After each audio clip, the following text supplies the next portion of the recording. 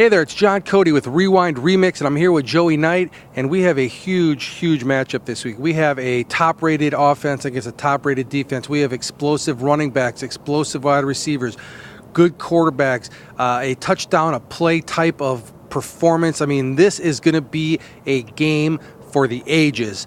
Countryside at Lakewood. What? I thought it was Countryside at... Thought it was Plant Armwood. Lakewood, but... Infinite skills.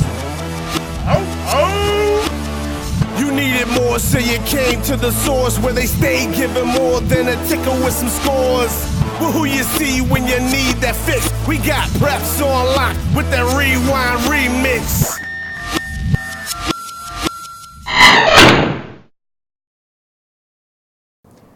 Not sure how we can deny Armwood Plant for Game of the Week honors when these teams have combined for 4 state titles in the last 6 seasons. Should be another classic Friday at Lyle Flagg Stadium. The key could be the quarterback play.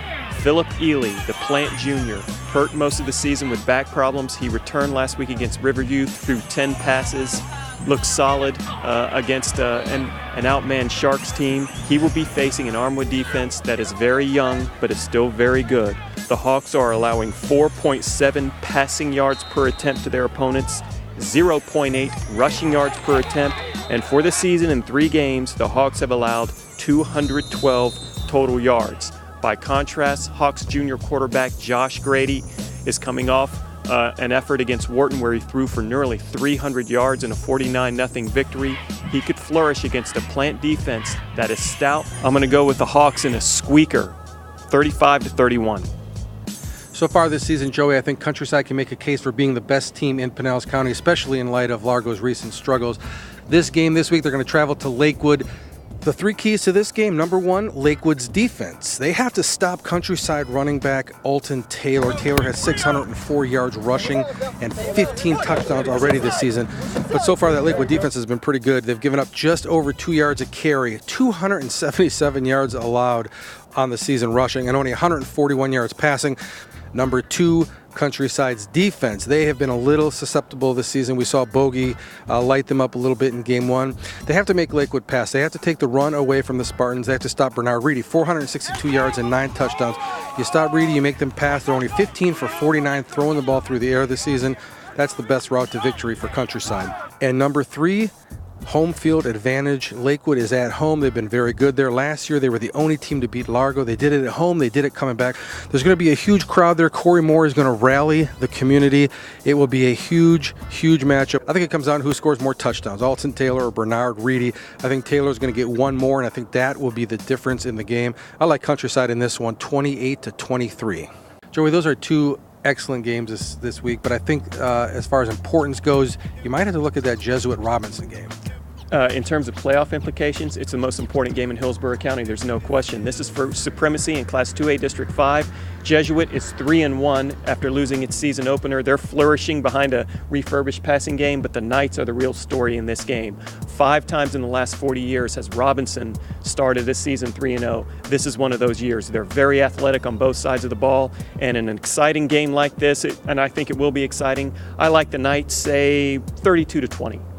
And the other big one, Largo and Tarpon Springs, maybe 2 or 3 weeks ago, this game looked huge, and now you have to wonder, Largo looked very flat last week, a little bit hungover, probably from losing their emotional leader, Sean Holt. Tarpon still on the mend from that Eastlake game. I think that exposed them a little bit. They don't look nearly as powerful. The quarterback situation there, I don't think is good enough to get them very far into the playoffs.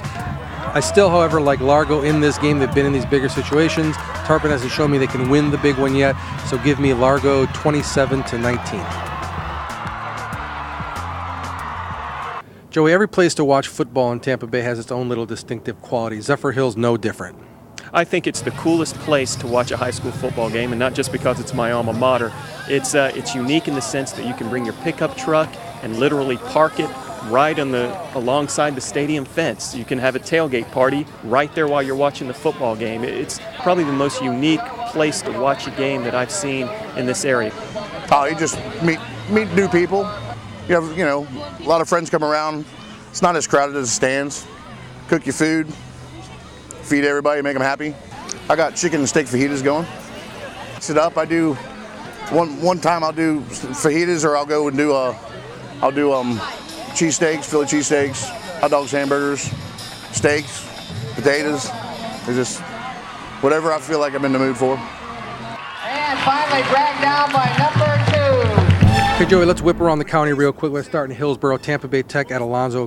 Coaching turmoil at Alonzo. You have to like Tech in this one. Absolutely. Alonzo is team turmoil. King at Leto. Leto disappointing. King could be looking at a pretty good start. At this point, King has shown me more than Leto. I like King. Sickles at Brandon. Are you on the Griffins bandwagon? I am for this game. And East Bay at Durant. This has slobber knocker written all over it. I think you're going to have a scoreless first half, and I think Durant's going to find a way to win in the second. And Riverview at Spoto. I think the big question here, will Riverview score? I can't see Spoto shutting out every single opponent. I think Riverview will score. I think Spoto will win big. In Pinellas County, Gibbs is at Dunedin. I think Gibbs starting to turn the corner. They won big last week, and Dunedin just sinking fast. There's one team in the area in more turmoil than Alonzo. I think that's Dunedin. I like Gibbs. Boca Ciega at Pinellas Park. Boca Ciega showed some life, putting up 50 points last week. Pinellas Park, those are your boys, though. As much as I love to see what Pinellas Park has done, I think Boca Ciega's athleticism will prevail. Yeah, I agree with you there. And St. Pete at Palm Harbor. Palm Harbor hit by injuries every single week. They're playing a different guy at quarterback, it seems, every other snap. Not much of a chance in this one. No, I think St. Pete's on a beeline for a 10-0 season. Joe, you talk about games that looked really good last week. I mean, we thought about going to golf at Atlantic Lakes. I ain't going. No chance now. Leon Noor, the Bucks Division I prospect, 300-pounder, he's out. Golf could be missing a couple other guys. They'll be lucky to suit up 23 kids. I like the Gators. And in the district game, golf loses this after losing to Sun Lake. They're done. It's over. Finished. Kaput. Zephyr Hills at Pasco, the big rivalry, but... The Dogs are my alma mater, but Pasco's better, period. And Wesley Chapel at Mitchell. Wesley Chapel coming off the Wiregrass victory, lays an egg against Pasco last week. Mitchell undefeated. Mitchell hasn't played anybody. The combined record of their opponents is 3-12, but they're good enough to beat Wesley Chapel. You can bring your tailgate. Golf will be without Division I. 148 yards rushing. That's what might be that game this year. The Tigers are also 3-0. This is for supremacy in Class 2A District 5. Jesuit lost. Oh, crap. They're 3-1. Yep.